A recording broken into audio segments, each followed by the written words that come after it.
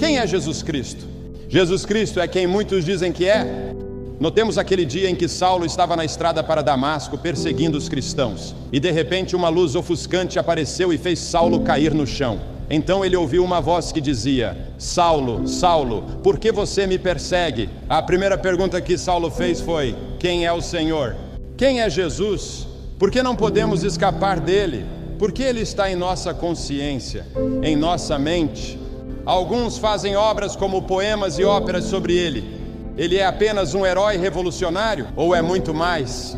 Jesus viveu fisicamente aqui na Terra há apenas 33 anos. Ele nunca viajou por mais de 100 milhas. Ele nunca teve uma educação formal e ainda assim, 2000 anos depois, uma geração inteira conhecem e falam sobre ele. Alguns dizem que ele era um louco. Algumas pessoas da época de Jesus disseram que ele era louco. Disseram que ele era um maníaco. Estavam certos? O que você acha? Outros diziam que ele era um revolucionário, que ele era líder de uma rebelião e revolução contra Roma. Você acha que ele foi um revolucionário? No sentido de que ele mudou e muda a vida das pessoas, ele é um revolucionário. Mas ele nunca liderou uma revolução mal contra Roma. Ele nunca liderou uma revolução mal contra as autoridades existentes. Alguns pensavam que ele estava liderando uma rebelião, mas quando se deram conta ou descobriram que na verdade ele estava em uma missão espiritual, já havia se consumado. Jesus foi um fundador? Jesus Cristo não fundou um reino terreno. Ele estava construindo outro reino. Ele estava construindo um reino eterno. Algumas pessoas até dizem que Jesus era o primeiro hippie, porque pensam que ele tinha cabelo comprido e andava com seus discípulos em uma comunidade. Mas na verdade não sabemos como ele era. Não temos uma foto de Jesus e Deus fez isso de propósito, para que não adorássemos uma imagem, porque Deus é espírito e devemos adorá-lo em espírito. Alguns diziam que ele era um mal deliberado, que ele era um homem mau, que ele vinha do diabo. Mas quem é Jesus? Jesus Cristo, quem és? Não podemos escapar dele. Tentamos fugir dele, mas não conseguimos. Ele continua aparecendo em todos os lugares. Os maiores filósofos e historiadores escreveram sobre ele. Grandes poemas e obras são sobre ele. Não podemos escapar dele. Bom, sabemos algumas coisas sobre ele. Sabemos que foi um homem. Jesus foi humano. Ele era representante das pessoas, porque a Bíblia diz em Isaías 53:12: e foi contado com os transgressores, mas ele levou sobre si o pecado de muitos e pelos transgressores intercedeu. Sabemos que ele teve fome, sabemos que ele teve sede, sabemos que ele se cansou, sabemos que ele se alegrou com seus amigos, sabemos que ele chorou no túmulo de um ente querido, sabemos que ele tinha todas as características de um homem, de uma pessoa, e mesmo assim, a Bíblia diz que ele nunca cometeu pecado. 1 Pedro 2:22 diz: ele não cometeu pecado algum, e nenhum engano foi encontrado em sua boca. E na verdade, ele até disse que nunca havia cometido pecado. João 8:46 diz: qual de vocês pode provar que eu tenho algum pecado? Se digo a verdade, porque não creem em mim. E eles não podiam dizer nada a Jesus. Todos nós somos pecadores, mas é inspirador para nós que Jesus, quando foi homem, também foi tentado de todas as maneiras. Viveu 33 anos como pessoa e passou por todas as tentações que passamos. E não há provação ou tentação que Jesus não tenha passado antes de nós. E ele resistiu e venceu tudo. Ele passou por todas as tentações porque estava encarnado como um homem, como uma pessoa, como nós. Mas na verdade ele era mais do que isso. Ele afirmava ser o Filho unigênito encarnado de Deus. Na verdade, ele alegou pré-existência. As Escrituras dizem que no princípio Jesus era o Verbo, e o Verbo estava com Deus, e o Verbo era Deus. Antes do início dos tempos ele já existia. Jesus disse: antes de Abraão existir, eu sou. Com isso, Jesus nos revelou que era o próprio Deus e que sua existência é eterna. Não é de desacreditar que os fariseus tenham ficado com raiva. Não é de desacreditar que eles tenham conspirado contra ele. Não é de desacreditar que eles tenham tentado matá-lo, e não é de desacreditar que eles eventualmente tenham o crucificado, pois ele se levantou e disse: eu sou Deus. Foi Jesus quem nos reivindicou como filhos do Deus vivo. Certa vez Pedro disse: tu és o Cristo, o Filho do Deus vivo. E Jesus respondeu: bem-aventurado és tu, Simão Barjonas, porque isso não veio de você mesmo, mas foi revelado a você pelo próprio Deus. Jesus Cristo afirmou ser o Filho do Deus vivo porque estava encarnado como uma pessoa, mas ao mesmo tempo era e é o Deus vivo, que de eternidade a eternidade é Deus. A verdade é que não temos capacidade suficiente para entendermos completamente Deus, porque Ele está acima da nossa compreensão, mas é possível entender claramente que Jesus é Deus, pois a Bíblia diz: e o Verbo se fez carne e habitou entre nós. Em outras palavras, o Verbo, que é o Deus eterno, se fez carne na pessoa de Jesus Cristo e viveu como um homem no mundo. Então Jesus Cristo não era apenas outro revolucionário, ele não era apenas mais um hippie, ele não era apenas mais um grande homem, ele era Deus em carne e osso. E toda a ética que ele ensinou, nunca ninguém ensinou como ele. Quando você levar um golpe no rosto de um lado, ele diz para virar a outra face. Jesus ensinou que devemos perdoar. Ele ensinou uma revolução na maneira como devemos viver. Ele nos ensinou que não são apenas nossas ações exteriores que Deus julga, mas sim até pensamentos e intenções. Um dos 10 mandamentos que ele instruiu Moisés a passar para o povo é: não adulterarás. E é crucial saber que se você apenas olhar para uma mulher com cobiça, você já terá cometido pecado. Outro mandamento de Deus, por exemplo, é: não matarás. Mas eu lhe digo que se você tiver apenas ódio em seu coração contra seu irmão, você já terá cometido pecado.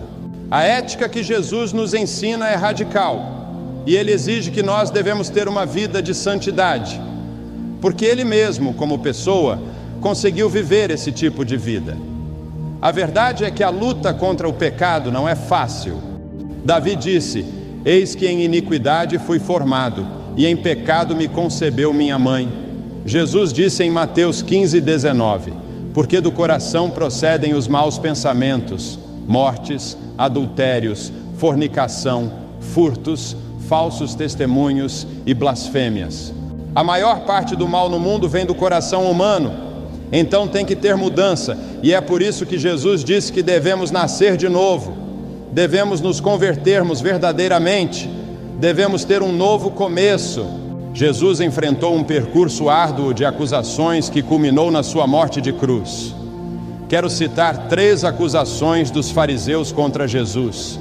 Número 1, eles disseram: este recebe pecadores e come com eles. A segunda acusação foi por Jesus ter curado no dia de sábado. Os fariseus disseram: é permitido curar no sábado? Perguntaram isso ironicamente para terem de que acusar Jesus. E a terceira acusação, usaram o que Jesus afirmou ser. Isto é, ele afirmou ser o Filho de Deus e o eu sou ao mesmo tempo, que é o próprio Deus. Em Mateus 28:18, Jesus disse: foi-me dado todo o poder nos céus e na terra. Algo importante também que confirma que Jesus é Deus é que Jesus perdoou pecados. E nenhum profeta jamais fez isso, porque só Deus pode perdoar pecados. O próprio Jesus perdoou pecados. Ele disse para uma mulher: seus pecados estão perdoados. Outra coisa que a Bíblia nos revela é que Jesus tinha poder sobre a natureza. Certo dia, Jesus estava junto com seus discípulos atravessando o lago da Galileia, e de repente, uma violenta tempestade surgiu sobre o mar, de forma que as ondas inundavam o barco. Jesus, no entanto, estava dormindo. Os discípulos, desesperados, acordaram ele clamando: Senhor, salva-nos! Jesus perguntou: por que vocês estão com tanto medo, homens de pequena fé? Então o Senhor se levantou, repreendeu o vento e o mar, e houve grande calmaria. Os homens ficaram perplexos e disseram: quem é este que até o vento e o mar lhe obedecem? Resumindo, a natureza lhe obedecia. A verdade é que se Jesus quisesse, ele poderia pegar um raio e jogá-lo de volta à sua origem. Mas por que Jesus tinha poder sobre a natureza? Porque na verdade ele era e é o próprio Deus criador da natureza. Jesus mesmo, como homem, através do poder de Deus, tinha autoridade sobre doenças. Jesus fez cego ver, fez surdo ouvir, fez mudo falar, ressuscitou mortos. Ele tinha autoridade sobre os demônios. Jesus confrontou demônios e ele tinha poder para expulsá-los. As pessoas que estavam loucas sob os poderes de demônios, quando Jesus chegava, recuperavam a sanidade. Vejamos a morte de Jesus. Alguma vez aconteceu algo parecido com algum outro homem? Quando Jesus morreu, a cortina do templo rasgou em 2 pedaços. A terra tremeu. As rochas se partiram. Túmulos se abriram e muitas pessoas crentes que estavam dormindo ressuscitaram e saíram dos túmulos. Até soldados romanos confessaram que verdadeiramente Jesus era o Filho de Deus. Antes de Jesus ser crucificado, tiraram a roupa dele. Depois pegaram longas tiras de couro, que geralmente tinham bolinhas de aço ou pedaços de ossos nas pontas, e bateram nas costas dele até que ele mal conseguia se levantar. Depois colocaram uma coroa de espinhos na cabeça dele e sangue escorria em seu rosto. Muitos riram dele, cuspiram e zombaram dele, mas a verdade é que se ele quisesse, apenas com um estralar de dedos, ele acionaria mais de 72 mil anjos que estavam prontos para socorrê-lo, e poderiam até eliminar este planeta da existência do universo. Mas Jesus disse: para isso eu vim ao mundo. Então ele se levantou e seguiu em frente, arrastando aquela cruz com muito sofrimento. A graça de Deus é maravilhosa, pois ela retrocedeu e antecedeu. O sacrifício de Jesus aconteceu há mais de 2000 anos atrás, mas a graça que Jesus nos proporcionou segue nos antecedendo. A Bíblia diz que por causa da desobediência de um só, no caso de Adão e Eva, muitos foram feitos pecadores, mas assim também por causa da obediência de um só homem, muitos serão aceitos por Deus. Quando Jesus chegou no Gólgota, pregaram ele na cruz, colocando pregos nas mãos e nos pés. E você sabe o que Jesus disse? Ele disse: Pai, perdoa-lhes, porque não sabem o que fazem. Você consegue imaginar isso? Você conseguiria perdoar alguém que havia colocado pregos em suas mãos e nos pés, sendo que você sabia que não merecia? Jesus não se revoltou nem se desesperou. Ele sofreu e apenas disse: Pai, perdoa-lhes porque não sabem o que fazem. Jesus confrontou a violência com amor. O sofrimento na cruz foi tanto que ele chegou a dizer: meu Deus, por que me abandonaste? Então chegou um momento de Jesus na cruz que ele disse: está consumado. Que o mesmo em outras palavras é: o plano de salvação está concluído. Só recebemos perdão de Deus hoje porque Jesus completou o plano divino de salvação para as pessoas. Jesus conhece cada um de nós. Entre tantas pessoas que existem no universo, Ele sabe exatamente quem é cada um de nós.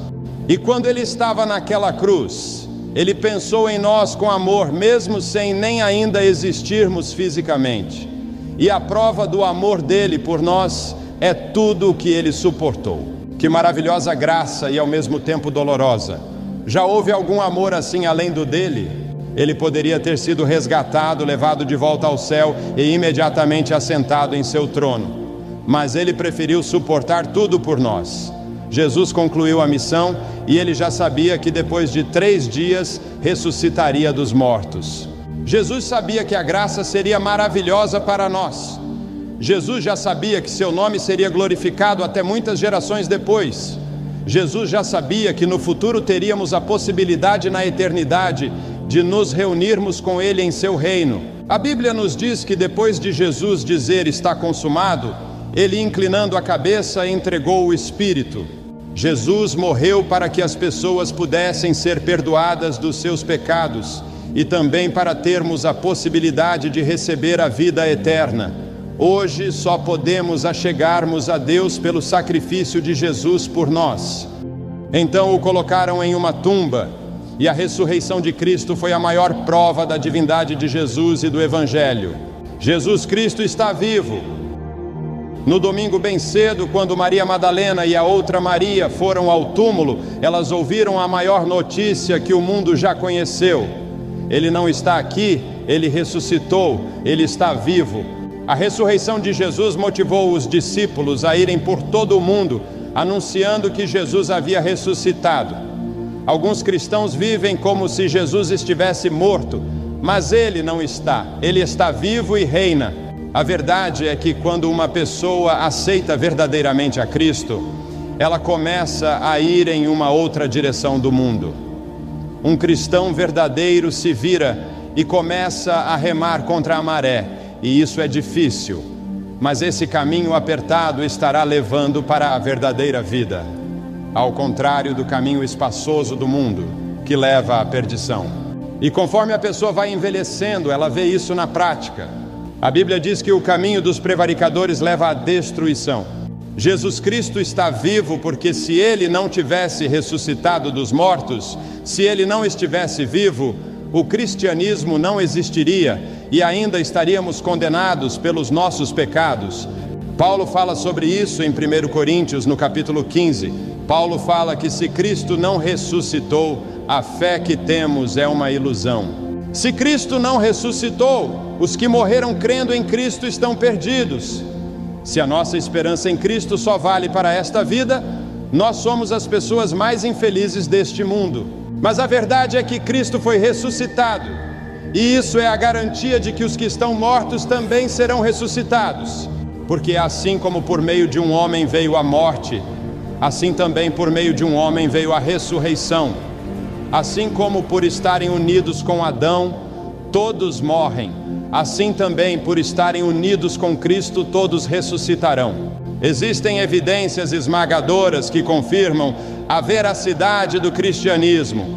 E a maior prova que eu menciono para você são as vidas que o cristianismo transforma todos os dias. E eu te digo isso por experiência pessoal própria. E algo importante que torna possível essa transformação de vidas que eu acabei de dizer é o elemento chamado fé. É necessário ter fé todos os dias para vermos a glória de Deus. É necessário colocarmos fé em todas as áreas da nossa vida. Na vida familiar, na vida emocional, na vida financeira, em todas as áreas da vida, Deus quer que coloquemos fé. Tem que ter fé, fé, fé, fé. Vou te dar um exemplo de fé. Quando você se senta em uma cadeira, você a pega e a examina com as mãos para ver se ela te aguenta? Dificilmente, né? Normalmente você apenas se senta na cadeira, pois você tem fé que quem construiu a cadeira já a fez para aguentar. Com esse simples exemplo, vemos como é a fé que precisamos ter em Deus. Temos que colocarmos totalmente a nossa fé nele, e todos nós temos a capacidade de crermos em Deus. Então coloque sua fé em Jesus Cristo como seu único Senhor e suficiente Salvador. Assim você saberá quem Jesus é realmente. Aceitamos Ele pela fé, Ele entra em nossa vida, e então vemos na prática que Jesus realmente é quem diz ser. Agora ouça com muita atenção. Alguns de vocês podem até ridicularizá-lo.